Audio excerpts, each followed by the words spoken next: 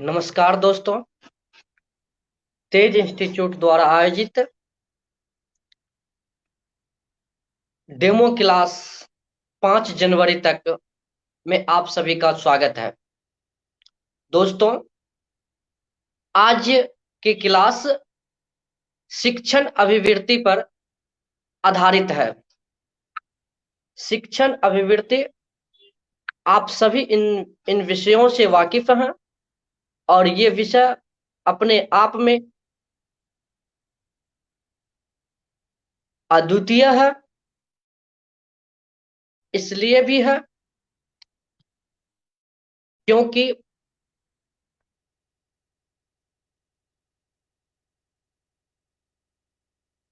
यह शिक्षण शिक्षण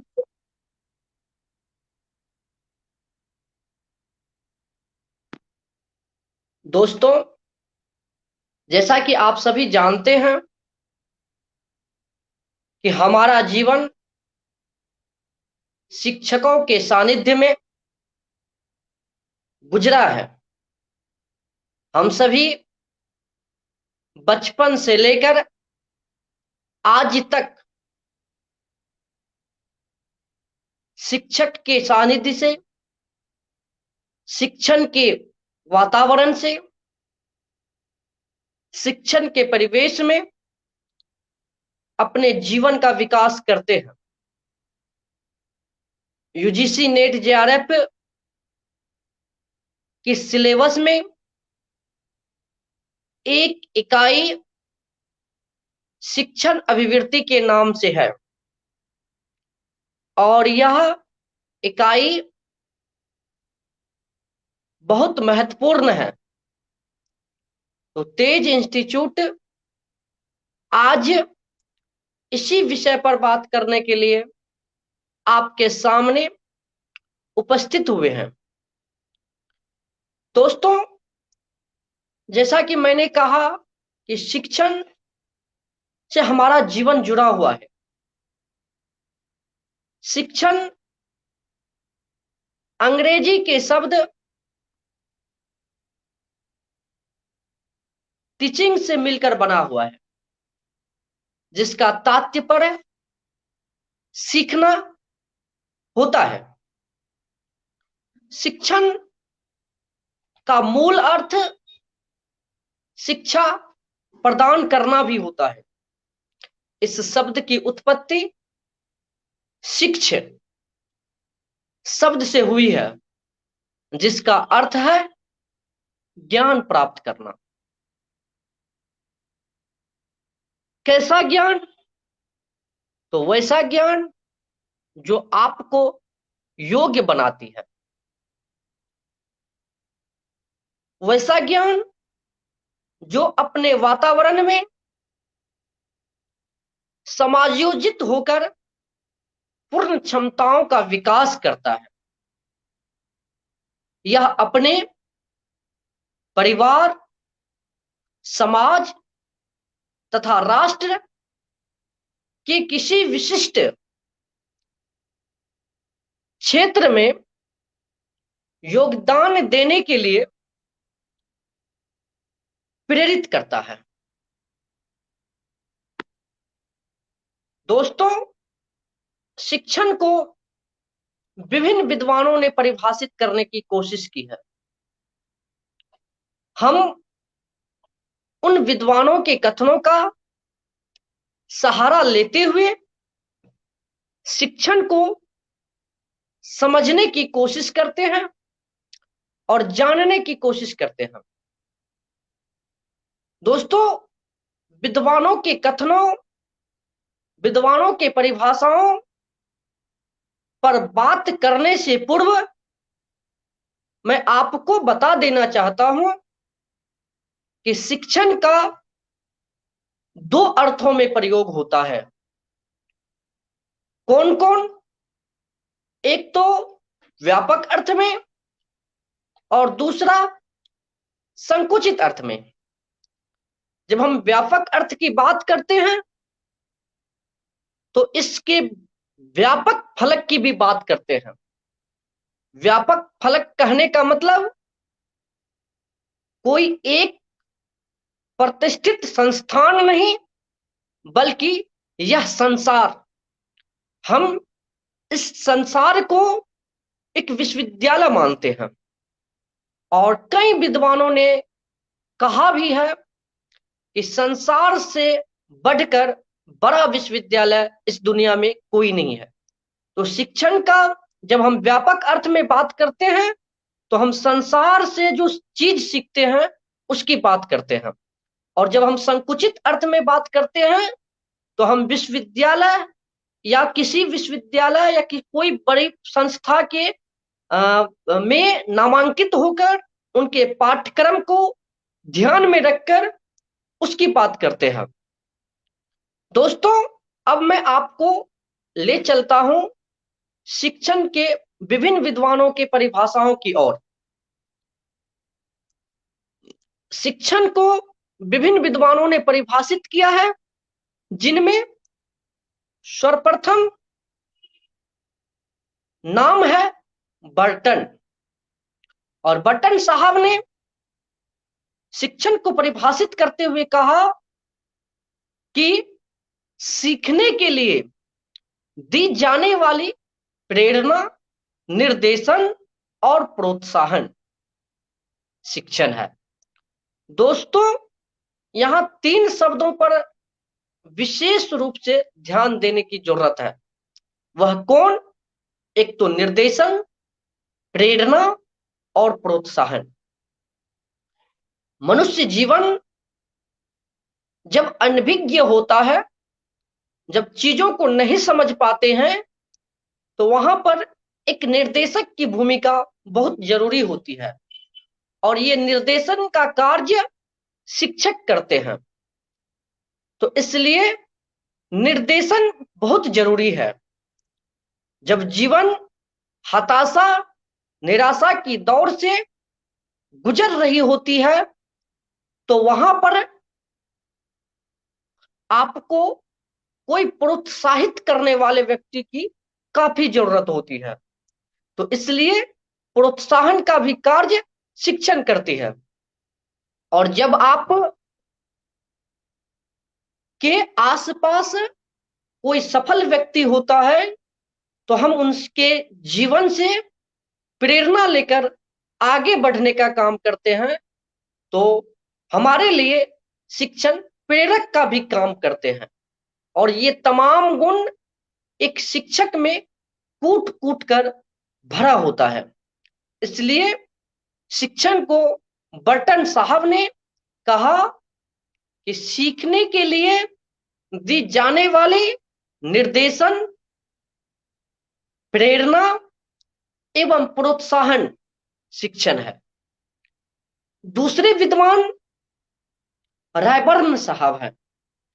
रायबर्न ने कहा कि शिक्षण के 3 बिंदु हैं, और वे कौन कौन हैं? तो वे बिंदु शिक्षक, शिक्षार्थी एवं पाठ्य वस्तु। शिक्षण के लिए इन तीनों की आवश्यकता है। जब तक एक योग्य शिक्षक नहीं होंगे, तो एक योग्य विद्यार्थियों का निर्माण नहीं होगा। तो इसलिए शिक्षक की बहुत बड़ी भूमिका है। शिक्षार्थी, उसके बाद शिक्षार्थी की भी भूमिका अति महत्वपूर्ण है। अति महत्वपूर्ण इसलिए है क्योंकि एक योग्य शिक्षक सिर्फ रह जाने से शिक्षण कार्य पूर्ण नहीं होगा। उन्हें सीखने वाला भी होना चाहिए। शिक्षार्थी शब्द को लेकर के आप लोग भयभीत मत होइएगा। शिक्षार्थी का सीधा सा अर्थ है शिक्षा का अर्थ जानने वाला। जो व्यक्ति शिक्षा के अर्थ को जानने की क्षमता रखते हैं, वे शिक्षार्थी हैं। और जब ये 2 योग्य हो जाएं, तो एक निश्चित पाठ्यक्रम निर्धारित होनी चाहिए। बिना निश्चित पाठ्यक्रम के शिक्षण को सफल नहीं माना जा सकता है, ऐसा रायबर्न साहब का मानना है। तीसरे विद्वान हैं थॉमस एवं रिस्क। थॉमस एवं रिस्क ने कहा कि सीखने के लिए दी जाने वाली निर्देशन के रूप में शिक्षण को परिभाषित किया जा सकता है। जैसा कि मैंने आपको निर्देशक किस तरह से शिक्षण में एक शिक्षक निर्देशक की भूमिका निभाते हैं उसके बारे में मैंने आपके सामने अपनी बातें रखी थी। फिर एनएल पेज हैं। एनएल पेज कहते हैं कि शिक्षण पारस्परिक प्रभावों का वह रूप है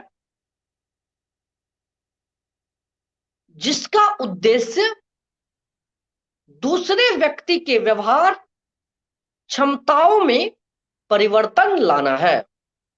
अर्थात शिक्षण पारस्परिक प्रभाव, परस्पर प्रभाव पैदा करने का भी कार्य करते हैं। इस प्रभाव के कारण दूसरे व्यक्ति के जीवन में, व्यवहार में परिवर्तन होता है और वह परिवर्तन मानव जीवन के लिए और मनुष्य के लिए बहुत महत्वपूर्ण है। दोस्तों, इसी तरह से जब हम शिक्षण पे बात कर लेते हैं तो हमारा जो टॉपिक है वह है अभिवृत्ति। तो स्वाभाविक है कि हमें अभिवृत्ति पर भी बात करनी चाहिए, क्योंकि आज की जो क्लास है वह शिक्षण अभिवृत्ति पर आधारित है। अभिवृत्ति को आंग्ल भाषा में एटीट्यूड कहते हैं। अभिवृत्ति को आंग्ल भाषा में क्या कहते हैं? एटीट्यूड कहते हैं। और एटीट्यूड शब्द लैटिन भाषा के एबिटस शब्द से बना है। किस शब्द से बना है? लैटिन भाषा के एबिटस शब्द से बना है। इसका अर्थ है योग्यता या सुविधा।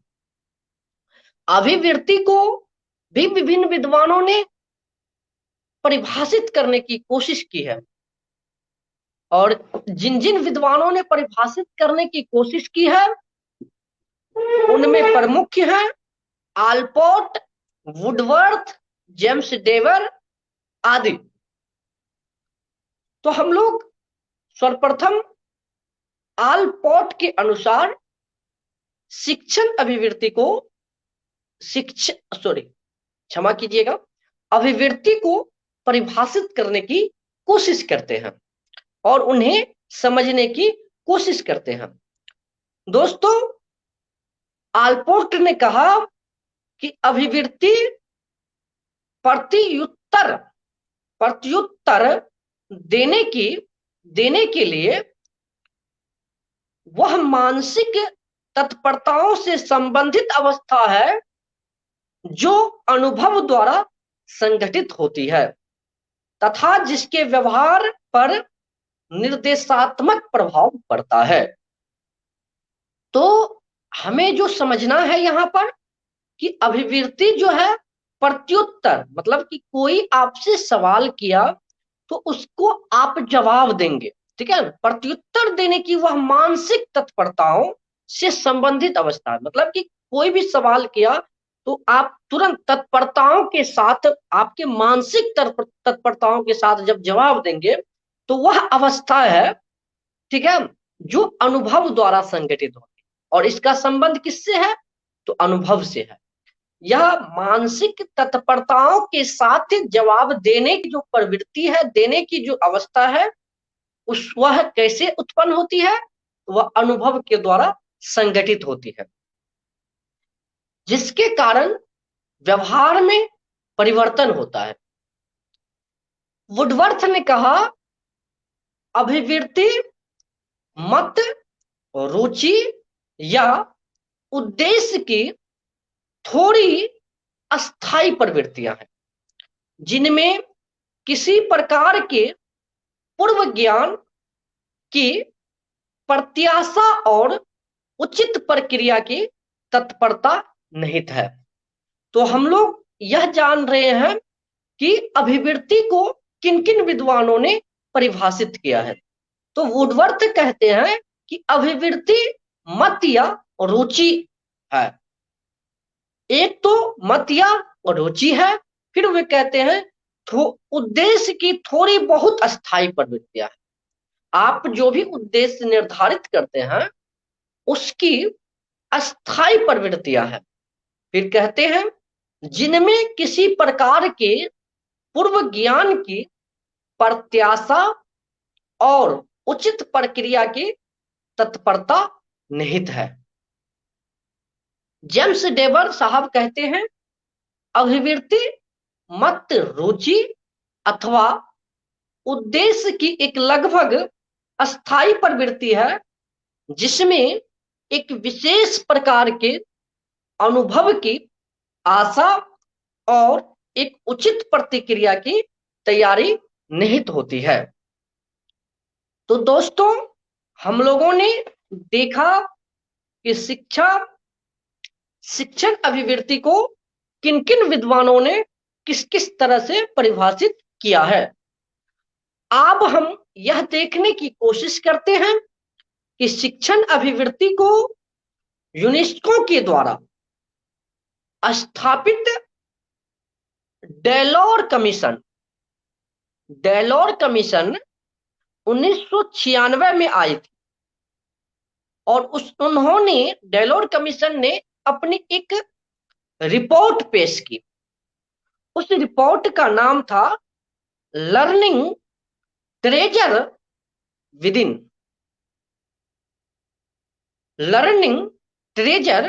विदिन यूनेस्को द्वारा स्थापित डेलोर कमीशन की रिपोर्ट थी जो 1996 में आई थी। उन्होंने भी शिक्षण को परिभाषित करने की कोशिश की और उन्होंने क्या कहा, उन्होंने कहा शिक्षा के द्वारा शिक्षार्थियों में मानवाधिकार, भागीदारी, सहिष्णुता, सहकारी भावना, रचनात्मकता, पर्यावरण के प्रति संवेदनशीलता, शांति, अहिंसा, प्रेम आदि मूल्य विकसित करने पर बल दिया है।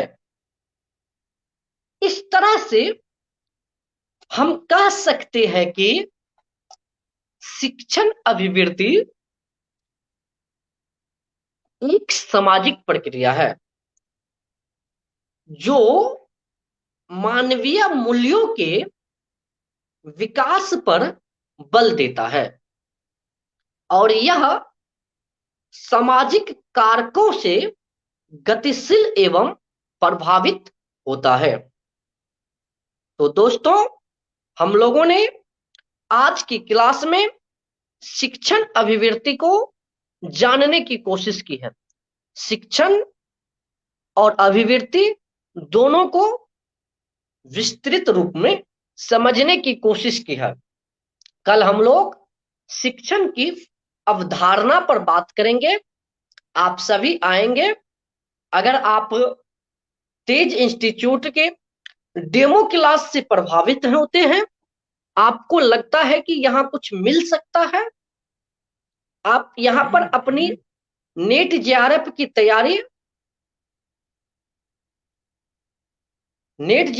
तैयारी कर सकते हैं। तो आइए, आपका स्वागत है।